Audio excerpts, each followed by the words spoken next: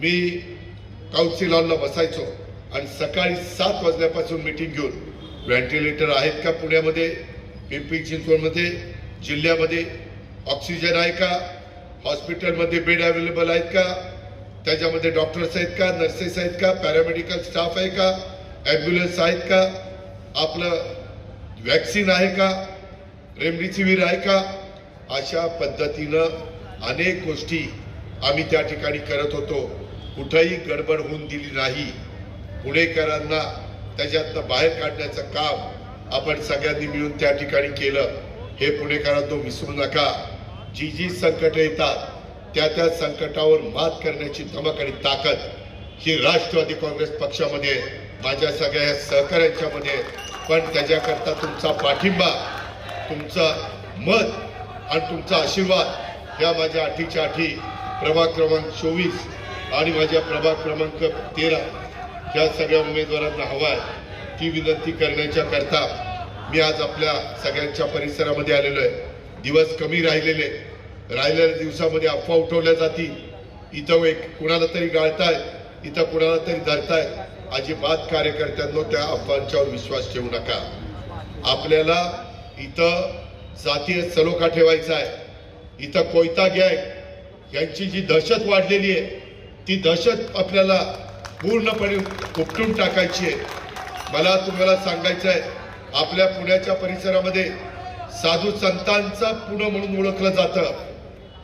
संत ज्ञानेश्वर महाराज आळंदीला, संत तुकाराम महाराज देऊला, ह्या संतांचा आपल्याला आशीर्वाद मिळाला आहे. त्यांचे विचार घेऊन आपण पुढे गेलं पाहिजे. दुर्दैवाने पुण्यामध्ये काही तरुण मुलं चुकीच्या रस्त्याने चाललेली आहेत. त्याच्यामध्ये काही तरुण मुलं कुठेतरी रात्री दहशत निर्माण करण्याकरता कुणाच्या तरी मध्यमवर्गीयांच्या गाड्या फोड, तिथं 2 चाकी वाहनांची तोडफोड कर, कुठेतरी जा, हे प्रकार होत आहे. आणि मोठ्या प्रमाणावर काही ठिकाणी ड्रग्ज घेत असणाऱ्या केसेस ह्या पाहायला मिळत आहे. आम्ही त्याच्या संदर्भामध्ये वेगवेगळ्या इंडस्ट्रीमध्ये जिथं हे तयार केलं जातंय तिथं धारी टाकल्या, त्यांच्याकरता कायदे कडक केले. आपली नवी पिढी ही चुकीच्या मार्गाने जाता कामा नये. आपल्याला एआयचा वापर करायचा आहे. कृत्रिम बुद्धिमत्ता जगाने ते मान्य केलेलं आहे. आर्टिफिशियल इंटेलिजन्सचा वापर करून आपल्या पुण्यामध्ये सगळ्यात मोठं भौगोलिक क्षेत्र असल्यामुळं ही सगळी कामं करण्याच्या करता नवीन टेक्नॉलॉजीचा वापर करूनच आपल्याला पुणेकरांना सुविधा द्यायच्या.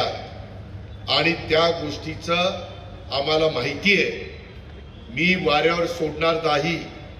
दर आठवड्याला मी पुण्यामध्ये येऊन ह्या मीटिंग घेईन.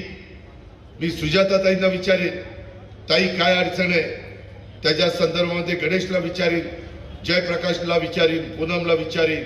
आणि तीच दीक्षाताईंच्या, श्वेताताईंच्या, नीलमताईंच्या आणि विकासच्या बाबतीमध्ये आम्ही ती भूमिका घेऊ. पण हे सगळं करण्याची संधी देण्याचं काम तुमच्या हातात आहे. म्हणून तुम्हाला विनंती करण्याकरता आलेलो आहे. उद्याच्याला तुम्ही जर मी एवढं समजावून सांगितलं आणि तुम्ही जर ऐकलं नाही तर पुन्हा तुम्हाला अडचणींना सामोरं जावं लागेल. तुम्ही कुठल्या पक्षाच्या, कुठल्या जातीच्या, त्याला माझा काही म्हणायचं नाही. तुम्ही पुण्याचे नागरिक आहात. पुणं हे देशातलं एक अग्रेसर शहर हे आपल्याला सगळ्यांना बनवायचं आहे. आणि त्याकरता मागं 9 वर्षाच्या बाबतीमध्ये पुण्याचा जो खेळखंडोबा करण्याचं काम ज्या राज्यकर्त्यांनी केलेलं आहे त्यांना पुणे महानगरपालिकेपासून बाजूला करायचं आहे. काही जण म्हणतात की अजित पवार तुम्ही केंद्रामध्ये एनडीएला पाठिंबा देता, राज्यामध्ये महायुतीला पाठिंबा देता आणि पुण्यात असं कसं सांगता.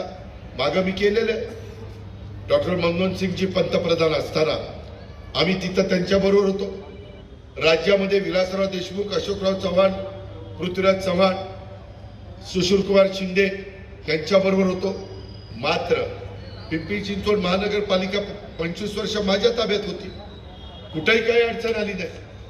तो कारभार वेगळा आहे, तो देशाचा आहे. राज्याचा कारभार वेगळा आहे, तो राज्याचा आहे, हा आपल्या पुण्याचा कारभार आहे आणि तो आपण सगळ्यांनी करायचा आहे. त्याच्यामध्ये तिथं येणाऱ्या अडचणी आपल्याला सोडवायच्या. निधी आणण्याचं काम मी करीन, कारण मीच अर्थमंत्री आहे, त्याबद्दल काळजी करू नका. वेगवेगळ्या वर्ल्ड बँकेचा निधी असेल किंवा वेगवेगळा जपान गव्हर्नमेंट जायकाच्या माध्यमातून निधी देतं, अनेक प्रकारचा निधी त्या ठिकाणी मिळतो, त्याच्याशिवाय कामं होत नाही. आणि मागे मी तुम्हाला आठवण करेन, Jawaharlal Nehru national urban renewal mission मधनं JNNURM चा मोठा निधी मागं पुणे महानगरपालिका माझ्या ताब्यात असताना, पिंपरी चिंचवड महानगरपालिका ताब्यात असताना आपण आणलेला होता. त्याचा फायदा दोन्ही शहराला करून दिला. परंतु ती गोष्ट 10 वर्षापूर्वीची आहे. आता 9 वर्ष होत आहे. 17ला निवडणूक झाली, आता 26ला होती. तुम्हाला माहिती आहे, मी सगळ्यांना बरोबर घेऊन चाललोय. मोहनसिंग राजपाल याच भागामध्ये त्यांचं वॉर्ड होता की नाही? आज अल्पसंख्याक समाजाचे, शीख समाज किती आहे, तरी आपण त्यांना महापौर केलं की नाही? शेवटी सगळ्यांना न्याय मिळाला पाहिजे. नुसती भाषणं करून चालत नाही, कृती करावी लागते. ती करण्याची धमक आणि ताकद आमच्यामध्ये आहे, हे सांगायला मी तुमच्या सगळ्यांच्या समोर आलेलो. आणि म्हणून मित्रांनो, आम्ही उद्याच्याही काळामध्ये या शहराचा महापौर करत असताना, या शहराचे स्टँडिंग कमिटीचे चेअरमन करत असताना, या शहराचे इतर पदाधिकारी करत असताना आम्ही या सगळ्या गोष्टीमध्ये फार बारकाईने मी लक्ष घालीन. कारण मी शिवशाहू फुले आंबेडकरांच्या विचारधारेने पुढे जाणारा कार्यकर्ता आहे. त्यांचे विचार घेऊन आम्ही पुढे चाललोय.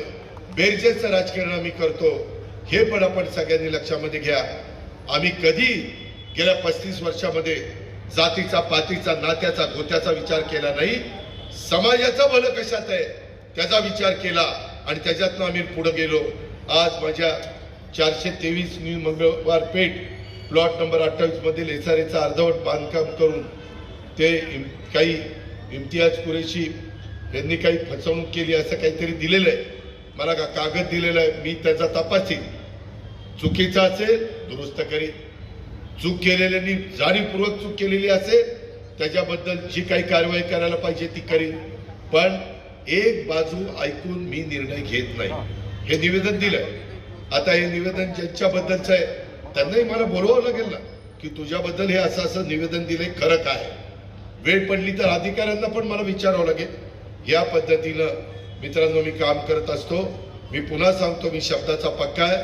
मला आपलं पुणे शहर हे बदलवायचं आहे, परंतु ते बदलण्याच्या करता तुमच्या पवित्र बहुमोल मताची गरज माझ्या या 8च्या 8 उमेदवारांना उद्याच्या 15 तारखेला हवी आहे.